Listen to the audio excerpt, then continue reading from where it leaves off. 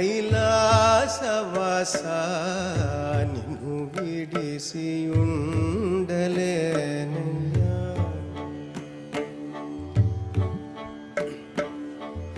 నిన్ను విడిసి ఉండలేను కన్నా తండ్రి వకుట చేత. నిన్ను విడిసి ఉండలేను కన్నా తండ్రి వకుట చేత. ఎన్నబోకు నేరములను చిన్ని కుమారుడనయ్యా శివా. నిన్ను విడిసి ఉండలేనయ్యా.